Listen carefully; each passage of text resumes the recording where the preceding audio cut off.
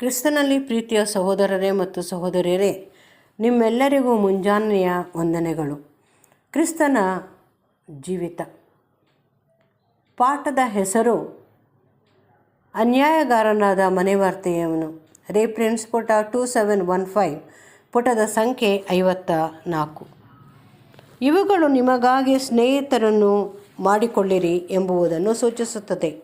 ಇದನ್ನು ಇನ್ನೊಂದು ರೀತಿಯಲ್ಲಿ ಹೇಳುವುದಾದರೆ, ಅನ್ಯಾಯದ ಧನವನ್ನು ತ್ಯಾಗ ಮಾಡುವುದರ ಮೂಲಕವಾಗಿ ಪರಲೋಕದಲ್ಲಿ ಗಂಟು ಮಾಡಿಕೊಳ್ಳಿರಿ ಎಂಬುದನ್ನು ಸೂಚಿಸುವುದು.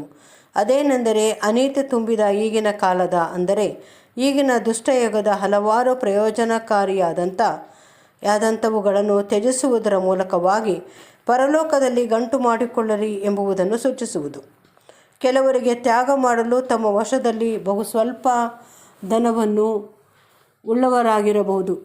ಆದರೆ ಕರ್ತನು ನಮ್ಮೆಲ್ಲರನ್ನು ಉತ್ತೇಜಿಸಿ ಹೀಗೆ ಹೇಳಿರುವನು, ಸ್ವಲ್ಪವಾದುದರಲ್ಲಿ ನಂಬಿಗಸ್ತನಾಗಿರುವವನು ಆ ಮೂಲಕವಾಗಿ ಬಹಳವಾದುದರಲ್ಲಿಯೂ ನಂಬಿಗಸ್ತನಾಗಿರುವನೆಂಬುದಕ್ಕೆ ಪ್ರಮಾಣವಾಗಿರುವುದು. ಅಲ್ಲದೆ ನಮ್ಮ ಶಕ್ತಿಯಾನುಸಾರ ನಾವು ಮಾಡುವ ಅಲ್ಪ ಸಂಗತಿಗಳ ವಿಷಯವಾದ ತ್ಯಾಗವನ್ನು ಕರ್ತನು ಬಹುದೊಡ್ಡದೆಂದು ಅಂಗೀಕರಿಸುವನು.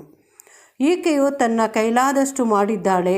ಇದು ಕರ್ತನ ಸೇವೆಯಲ್ಲಿ ಈಗ ಇರುವ ಸದಾವಕಾಶಗಳನ್ನು ಉಪಯೋಗ ಮಾಡಿಕೊಂಡ ಬಗ್ಗೆ ನೀಡಲಾದ ಅತ್ಯುತ್ತಮವಾದ ಸಾಕ್ಷಿ.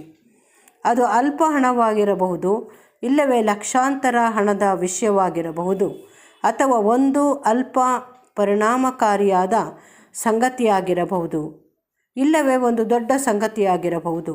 ಹಣದ ಮೊತ್ತವನ್ನಲ್ಲದ ದೇವರು ಬಯಸುತ್ತಿರುವುದು, ಆದರೆ ಅದು ಗುಣ ಸ್ವಭಾವವನ್ನು ಒಳಗೊಂಡ ವಿಷಯವಾದದ್ದು, ಹೃದಯದ ಮನೋಭಾವಕ್ಕೆ ಸಂಬಂಧಪಟ್ಟದ್ದು.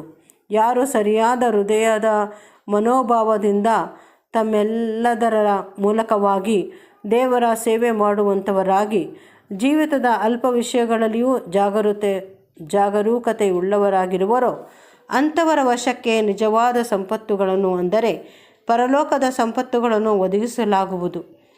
ಆತನು ಕೇವಲ ಪರಲೋಕ ರಾಜ್ಯದ ಮಹಿಮೆಯಲ್ಲಿ ಸೇರುವುದನ್ನು ಅಪೇಕ್ಷಿಸುವುದಲ್ಲ, ಆದರೆ ಈತನು ಈಗಿನ ಜೀವಿತದಲ್ಲಿಯೇ ತನ್ನ ಸ್ವಂತ ಹೃದಯದಲ್ಲಿ, ಅಂದರೆ ತನ್ನ ಸ್ವಂತ ಜೀವಿತ ಅನುಭವಗಳಲ್ಲಿ ಆ ಸಂಪತ್ತಿನ ಪ್ರಥಮ ಫಲವನ್ನು ಪಡೆಯಲು ಆರಂಭಿಸುವನು.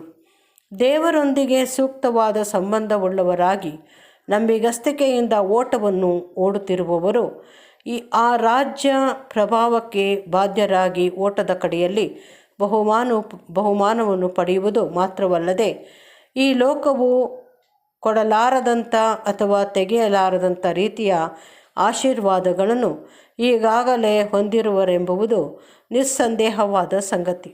ಅಂದರೆ ದಣಿಯ ಸೌಭಾಗ್ಯದಲ್ಲಿ ಸೇರಿದವರಾಗಿ ಎಲ್ಲ ಗ್ರಹಿಕೆಯನ್ನು ಮೀರುವ ದೇವರ ಶಾಂತಿಯನ್ನು ತಮ್ಮ ಹೃದಯಗಳಲ್ಲಿ ಹೊಂದಿರುವವರು.